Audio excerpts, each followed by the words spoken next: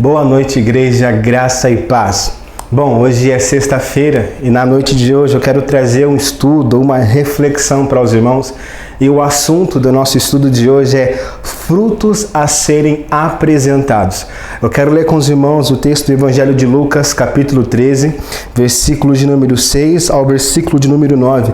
O texto bíblico nos diz assim: E Jesus contou a seguinte parábola: Certo homem tinha uma figueira plantada na sua vinha, e vindo procurar fruto nela, não achou.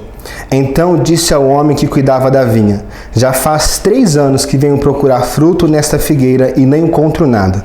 Portanto, corte-a, porque ela ainda está ocupando inutilmente a terra. Mas o homem que cuidava da vinha respondeu: Senhor, deixa ainda este ano, até que eu escave ao redor dela e ponha estrume. Se vier a dar fruto, muito bem.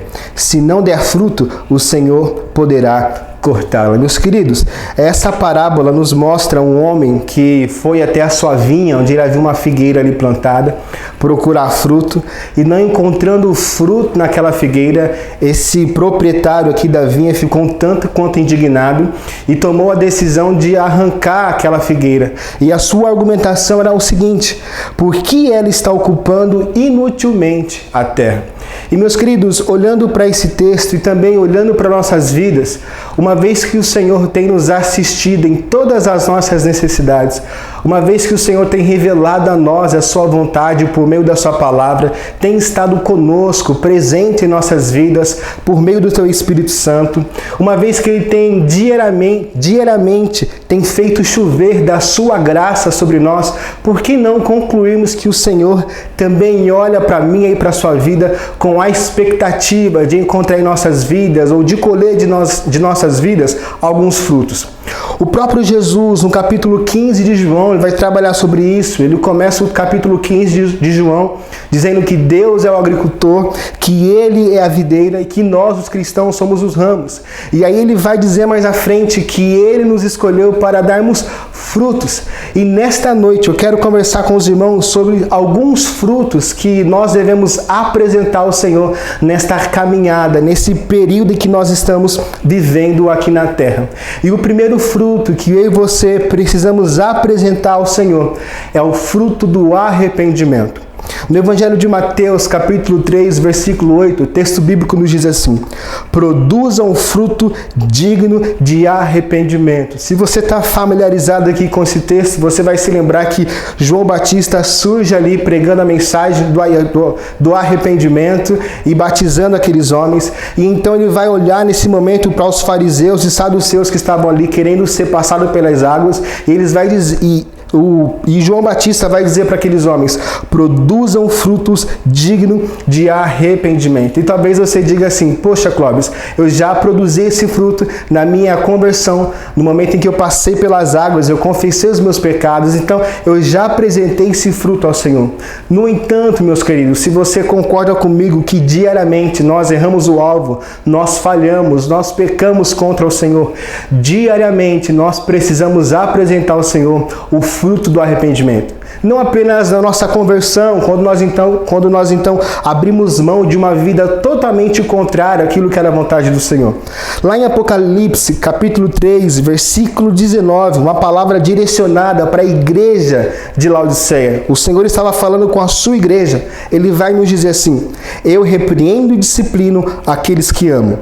Portanto, seja zeloso e arrepende-se. Nós precisamos ter humildade e sinceridade dentro do nosso coração e nos colocar diante do Senhor para diariamente confessar os nossos pecados, ou até mesmo pedir para que o Senhor traga à luz coisas que talvez estejam escondidas no fundo ou no íntimo do nosso coração. Eu me lembro de uma vez ouvindo um pastor chamado Caleb falando sobre arrependimento. Ele dizia que confessar pecado é como tirar as máscaras. E meus queridos, nós não precisamos, ao fazer isso, ter medo de sofrer rejeição da parte do Senhor. Porque na verdade Ele já sabe, antes mesmo de nós confessarmos, o que está debaixo das máscaras. Mas quando nós removemos as máscaras e com sinceridade, humildade de coração, confessamos a nossa fraqueza ao Senhor, além de nos perdoar, o Senhor possa trabalhar naquela área da nossa vida e nós passamos então a obter vitória naquela área de fragilidade da nossa vida. Um segundo fruto que eu quero trabalhar com os irmãos aqui é o fruto de justiça. E eu quero ler com os irmãos o texto que está lá em Filipenses, capítulo 1, versículo 9 até o versículo de número 11. Paulo, escrevendo aos Filipenses, vai dizer assim: e também faço esta oração, que o amor de vocês aumente mais e mais em conhecimento e em toda a percepção, para que vocês aprovem as coisas excelentes e sejam sinceros e inculpáveis para o dia de Cristo. Versículo 11, Paulo diz: cheios do fruto de justiça, que vem por meio de Jesus Cristo, para a glória e o louvor de Deus. E esse é o segundo fruto que nós vamos trabalhar aqui. É bem provável que você tenha conhecimento de alguma injustiça que talvez esteja acontecendo no mundo. Até porque nessa era digital as informações não param de chegar. No entanto, nós não vamos conseguir resolver o problema do mundo. Mas nós podemos, dentro da nossa área de influência, em volta, pensando nas pessoas que estão à nossa volta, nós podemos identificar o que está acontecendo de injustiça. E ao identificar essas coisas ou essa injustiça, nós precisamos nos mostrar contrário a todo tipo de injustiça. Nós precisamos promover esse fruto de justiça trabalhando para trazer solução. Nós precisamos promover aquilo que é justo. É interessante que no capítulo 14 de Romanos, o versículo 17, o texto bíblico fala que o reino de Deus é um reino de justiça, paz e alegria no Espírito Santo. E eu e você que nascemos de novo, a Bíblia fala que nós somos embaixadores do reino do Senhor aqui na terra. Ou seja, nós somos representantes de Cristo na terra. E uma vez que somos embaixadores desse reino, que uma de suas virtudes é a justiça, nós precisamos demonstrar ao Senhor frutos de justiça. E nós fazemos isso, meus irmãos, ou nós apresentamos ao Senhor esses frutos de justiça quando nós passamos a expressar a nova natureza que recebemos de Cristo Jesus em todos os âmbitos das nossas vidas. Alguém, um homem, uma mulher que é nascido de novo e que é cheio do fruto da justiça, é alguém que tem expressado com intensidade a nova natureza que ele recebeu do Senhor Jesus no momento da sua conversão, em todos os âmbitos da sua vida. Na maneira que ele trabalha, na maneira que ele se relaciona com seu vizinho, ele está expressando ali a nova natureza que ele recebeu de Jesus. Um terceiro fruto que eu quero trabalhar ou abordar aqui com os irmãos no nosso estudo de hoje é o famoso e conhecido fruto do Espírito. Você deve estar familiarizado com o texto de Gálatas capítulo 5, mas eu quero ler aqui com os irmãos o versículo de número 22 até o versículo de número 25.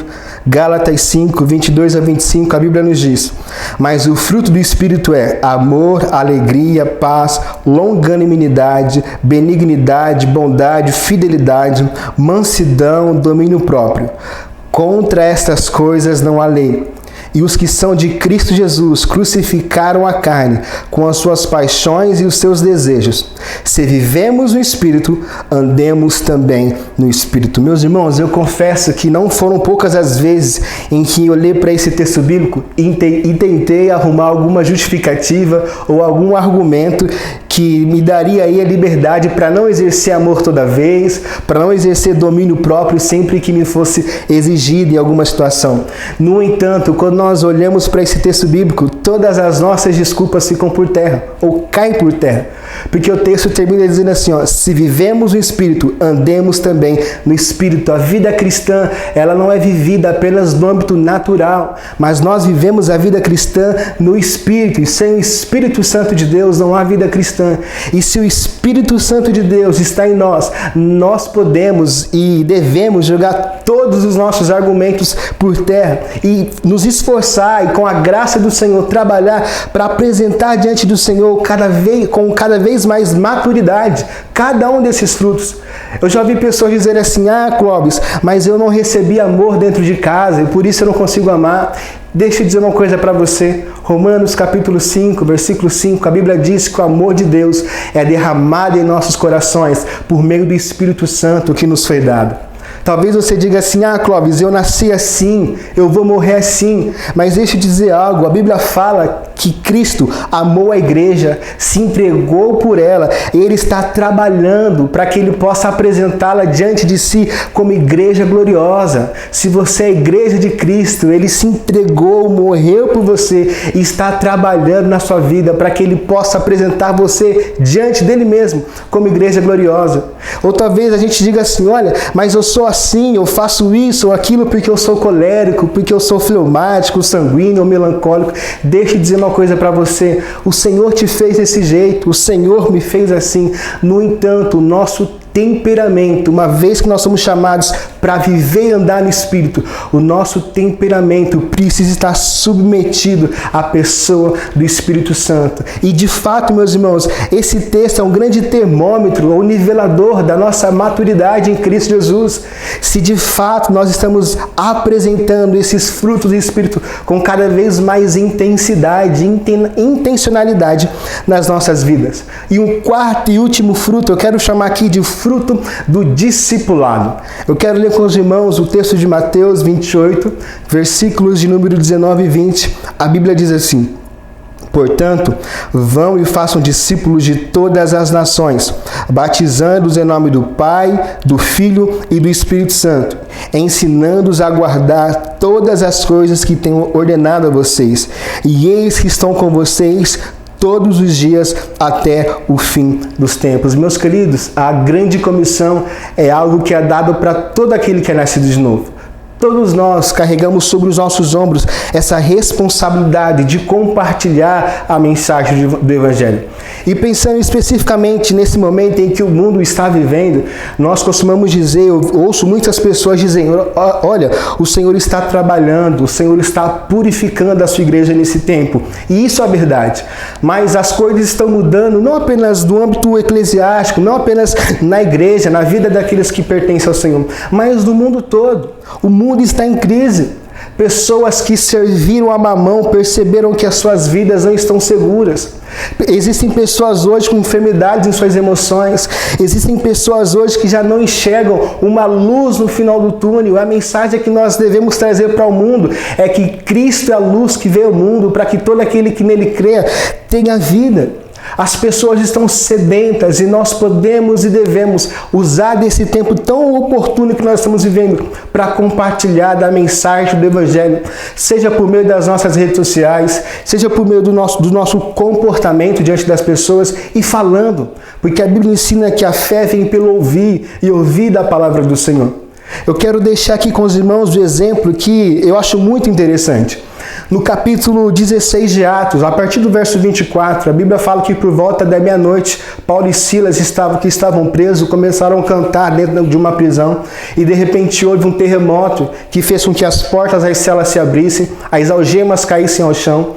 No entanto, a Bíblia fala que quando o carcereiro desperta do sono e ele vê que as portas estavam abertas, a Bíblia fala que ele rapidamente tira a espada e ele pensava dentro do seu coração em tirar a sua própria vida. No entanto, ele ouve uma voz e a Bíblia fala que essa voz era a voz de Paulo: acalme-se, nós estamos aqui.